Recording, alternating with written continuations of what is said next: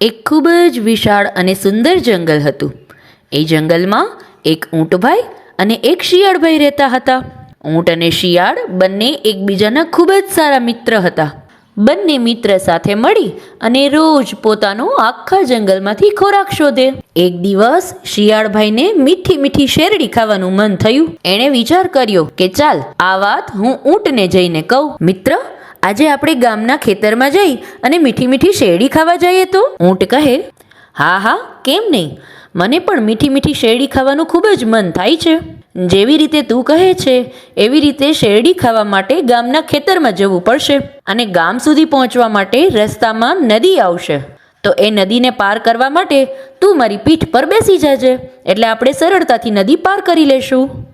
શિયાળ કહે, હા તો ચાલ એમ કરીએ. ઊંટ કહે, હા તો ચાલો આપણે શેરડી ખાવા જઈએ. પછી તો બંને મિત્ર શેરડી ખાવા માટે નીકળી પડ્યા. ચાલતા ચાલતા નદી આવે છે અને નદીના સામે કાંઠે નજર કરે છે તો એક ખેતરમાં એકદમ સરસ મીઠી મીઠી શેરડી દેખાણી. બંને મિત્રના મોંમાં પાણી આવી ગયું. આટલી સરસ મીઠી મીઠી શેરડી જોઈ એટલે ઊંટભાઈ કહે, શિયાળભાઈ, તને તરતા નથી આવડતું, કાંઈ વાંધો નહીં, તમે મારી પીઠ પર બેસી જાઓ, હું તમને નદી પાર કરાવી દઉં, એટલે આપણે બંને શેરડીના ખેતર સુધી પહોંચી જઈએ. શિયાળભાઈ કહે, હા મિત્ર, ચાલ એમ કરીએ. પછી તો શિયાળભાઈ મોટો કૂદકો મારી અને ઊંટભાઈની પીઠ પર ચડી જાય છે. અને પછી શું? પછી તો બંને મિત્ર ખૂબ જ રાજી થતા થતા ધીરે ધીરે મીઠી મીઠી વાતો કરતા કરતા નદીને પાર કરે છે અને નદીના સામે કિનારા સુધી પહોંચી જાય છે.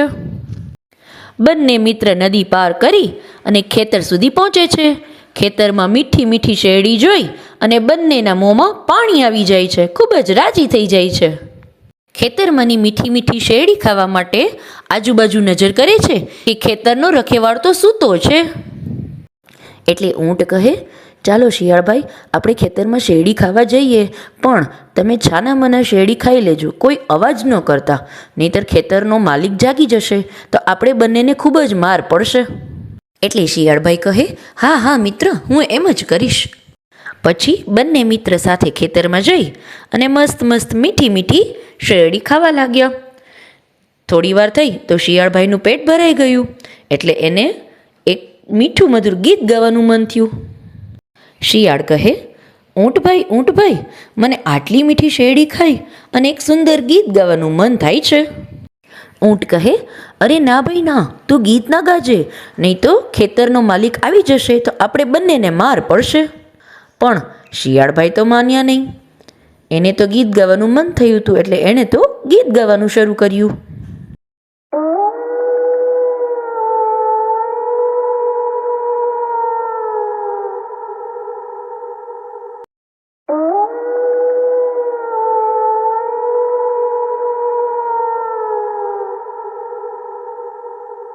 શિયાળનો અવાજ સાંભળી અને ખેતરનો માલિક તો જાગી જાય છે અને હાથમાં લાકડી લઈ અને બોલતા બોલતા જાય છે કે નક્કી મારા ખેતરમાં શિયાળ ઘૂસી ગયું છે, આજે તો એને હું છોડીશ નહીં. એ દોડતા દોડતા એના ખેતરમાં પહોંચે છે અને શિયાળભાઈ ખેતરના માલિકને આવતા જોઈ ત્યાંથી ભાગી જાય છે અને ખેતરની બહાર નીકળી અને સામેની ઝાડીઓમાં છુપાઈ જાય છે. બિચારા ઊંટભાઈ ભાગવાનો પ્રયાસ કરવા છતાં પણ તે ખેતરના માલિકના હાથે પકડાઈ જાય છે અને ખેતરના માલિક ગુસ્સામાં આવી એને ખૂબ જ લાકડીઓ મારે છે, ખૂબ જ માર ખાય છે. જેમ તેમ કરી ખેતરની બહાર નીકળી જાય છે અને ઊંટને તો શિયાળભાઈ પર ખૂબ જ ગુસ્સો આવે છે. અને બીજી બાજુ શિયાળ તો નદીના કિનારે ઊંટની રાહ જોઈને બેઠો હતો કે હમણાં ઊંટભાઈ આવશે. થોડી વાર થઈ તો ધીરે ધીરે ચાલતા ચાલતા ઊંટભાઈ શિયાળભાઈ સુધી પહોંચે છે. શિયાળ તો તરત જ ઊંટભાઈને જોઈને કહે, ઊંટભાઈ, મને માફ કરી દો, મને ખબર જ નથી કે પાછળ ખેતરનો માલિક આવી ગયો છે. ચાલો આપણે આપણા જંગલમાં પાછા જઈએ. બિચારા ઊંટભાઈ કાંઈ બોલ્યા વગર જ શિયાળભાઈને પોતાની પીઠ પર બેસાડી અને જંગલ તરફ જવા માટે ધીમે ધીમે નદીમાં ઉતરે છે.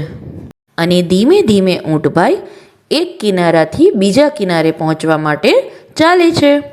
થોડી વાર થઈ તો નદીમાં મધ્યે આવી અને શિયાળને કહે, મિત્ર, મને નદીમાં નાહવાનું મન છે. મારે તો નદીમાં ડૂબકી મારવી છે. શિયાળ કહે, અરે ના ભાઈ ના, તું એમ ના કર. મને તરતા નથી આવડતું, હું ડૂબી જઈશ. પણ ઊંટભાઈ કહે, ના રે ના, મારે તો નાહવું છે, હું તો નાહીશ. એમ કહી અને ઊંટભાઈ તો પાણીમાં કૂદકા મારવા લાગ્યા. બિચારા શિયાળભાઈ બૂમો પાડતા હતા, એમ ના કરો, હું ડૂબી જઈશ, મને તરતા નથી આવડતું. પણ ઊંટભાઈ તો ખૂબ જ જોશથી કૂદકા મારવા લાગ્યા અને શિયાળભાઈ પોતાની પકડ ગુમાવતા પાણીમાં નીચે પડી જાય છે અને ડૂબવા લાગે છે. જ્યારે બીજી બાજુ ઊંટભાઈ તો ધીરે ધીરે કરતા નદી પાર કરી અને પોતાના જંગલ તરફ પાછા જાય છે. ઊંટભાઈના ના પાડવા છતાં પણ શિયાળભાઈ એની વાત માન્યા નહીં અને જોરથી ગીત ગાવાનું શરૂ કર્યું, જેને લીધે ઊંટભાઈને ખૂબ જ માર પડ્યો અને શિયાળભાઈએ મિત્રતામાં દગો કર્યો, જેને લીધે ઊંટભાઈએ તેને પાઠ ભણાવ્યો. જોયું બાળકો, આ વાર્તા પરથી આપણને એ શીખ મળે છે કે ક્યારેય પણ મિત્રતામાં દગો ના કરવો જોઈએ. હંમેશા મિત્રતામાં સચ્ચાઈ અને પ્રામાણિકતા રાખવી જોઈએ. વિડીયોને અંત સુધી જોવા માટે થેન્ક યુ.